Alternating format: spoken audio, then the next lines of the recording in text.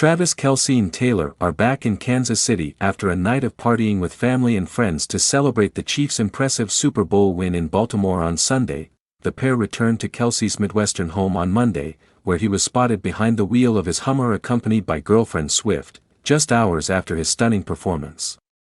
Him on the field against the Ravens. According to several exclusive sources, the couple spent Monday hanging out with Kelce's friends in Kansas. Looks like party time isn't over yet as Swift landed her private jet in Kansas to share in the fun with Travis. The pop superstar is expected to stay with Kelce at his mansion until February 3rd before the Grammy Awards will take place on February 4th. It is believed that Taylor will travel to Los Angeles to attend the Grammy Awards on Sunday night. She is nominated for Album of the Year for the 6th time in this category. The singer attended the 12th Kansas City Chiefs game of the season to cheer on his girlfriend once again, this time seeing him help his team secure their spot at the Super Bowl 58, and while the NFL championship will be a star-studded event with a halftime performance from Usher, many are now wondering if the anti-hero singer will be in attendance. Swift wraps up the Japanese leg of her Eras tour on February 10th. After 4 nights of running, and if all goes according to plan, she'll have plenty of time to fly across the Pacific and land Sin City to cheer for her boyfriend. On Sunday, eagle-eyed fans caught the moment Kelce was able to tell "I love you" after the Chiefs beat the Ravens in a remarkable win. "I've never seen you like that," she can be heard saying in the video amid the post-match festivities. "That's crazy. I cannot believe it. I love you." It was certainly an emotional moment for the young couple, although it was familiar territory for Kelce, who will play in his 5th Super Bowl in the past 4 seasons on February 11th in Las Vegas. The future Hall of Famer recorded 11 catches for 116 yards and a touchdown, and passed Jerry Rice for the lead on the NFL's all-time postseason receptions list. Kelce is widely considered one of the best tight ends in NFL history and is currently winning his 3rd Super Bowl title. "The Chiefs are still the Chiefs," Travis said in brief on-field comments after making 11 receptions following his touchdown. "And believe it, you have to fight for your right to party. Believe it, baby, we're going to Las Vegas." We'll take a wild guess and say that Travis Kelce's favorite track from Taylor Swift's Midnights might be Mastermind. Shortly after he turned up to the Eras tour with a friendship bracelet and a dream, the Kansas City Chiefs tight end began dating the multi-Grammy-winning superstar. Kelce, 34, laid the groundwork and made his feelings for Swift, 33, known in July, after he failed to get some one-on-one time when her tour passed through his home turf in Missouri. Soon, all the dominoes cascaded in a line. Swift began attending NFL games, openly cheering for the Chiefs, and stepping out with Kelce for date nights in New York City. For everything that has gone down between the Super Bowl winner and the record-breaking singer-songwriter. Here's a complete timeline of their relationship so far. Kelce officially entered his Swiftie era when he attended the second of the anti-hero singer's 2 performances on his home turf. Before the concert, held at Arrowhead Stadium, Kelce was seen chatting with other Swifties and even trading friendship bracelets, according to a video posted on X, formerly Twitter. Speaking on his podcast, New Heights with Jason and Travis Kelce, the athlete said he was but hurt he couldn't give Swift a friendship bracelet, a tradition among Swift's concertgoers, that included his phone number. "I was disappointed that she doesn't talk before or after her shows because she has to save her voice for the 44 songs that she sings," Kelce told his brother and co-host, Philadelphia Eagles center Jason Kelce. Jason then asked which number he put on the bracelet, the number on his Kansas City Chiefs jersey, 87, or his phone number. "You know which one," Travis responded. He also quipped that while Swift doesn't meet anybody before her shows, he took it personal. In an interview with Time magazine, Swift confirmed her relationship with Kelce and offered details about the beginning of their romance. "This all started when Travis very adorably put me on blast on his podcast, which I thought was metal as hell," she said. "We started hanging out right after that. So we actually had a significant amount of time that no one knew, which I'm grateful for, because we got to get to know each other." 2 months after his podcast episode, Kelsey told ESPN's Pat McAfee that after trying to woo the Grammy winner with a friendship bracelet, he extended an invite to one of his upcoming games.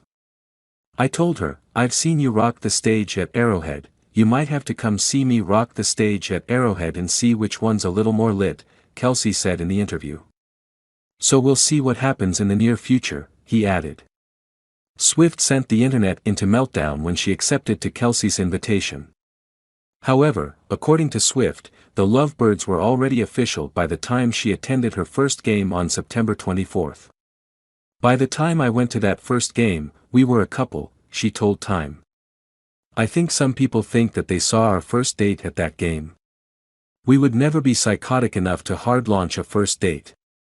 On that fated day, Swift was photographed wearing Kansas City colors as she watched the game from Kelsey's private suite, alongside his mom, Donna Kelsey. When Kelsey, already considered one of the best tight ends in NFL history, hauled in a touchdown pass from Chiefs quarterback Patrick Mahomes in the third quarter, Swift rose to her feet and cheered. After chest bumping with another spectator in the box, the singer appeared to shout, "Let's fucking go," as Mama Kelsey smiled and applauded. After the game, images of Kelsey and Swift walking out of the stadium together and driving off in his old-school convertible were shared on X. The pair ended their night at Prime's social rooftop, which Kelsey rented out for Swift, his family, and his teammates, per Entertainment Tonight. In photos obtained by TMZ, the couple weren't shy about showing their affection for each other as Swift was seen wrapping her arm around Kelsey's neck as they chatted to other partygoers. In the days following, an anonymous source told people that Kelsey and Swift had been hanging out and were still in the super early days of getting to know each other. "They're having fun," the source told the outlet. This was Taylor's first time meeting his mom and dad, and everyone was enjoying themselves. Meanwhile, Kelsey debriefed the Swift-inspired frenzy on his podcast. He thanked her for pulling up to his game, saying he sure as hell enjoyed this weekend. During an episode of New Heights, Kelsey joked that his personal life is not so personal anymore. "Shout out to Taylor for pulling up," he said. "That was pretty ballsy." Kelsey went on to praise Swift for her behavior with his family at her first Chiefs game. "I just thought it was awesome how everyone in the suite had nothing but great things to say about her. The friends and family," he said. "She looked amazing, everybody was talking about her in great light. And on top of that the day went perfect for Chiefs fans, of course.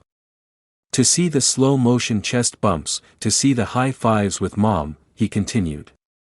"To see how Chiefs Kingdom was all excited that she was there, that shit was absolutely hysterical and it was definitely a game I'll remember, that's for damn sure.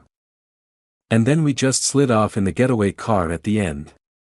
During the Chiefs game against the New York Jets at MetLife Stadium in New York, Swift supported Kelsey again and brought along some A-list pals.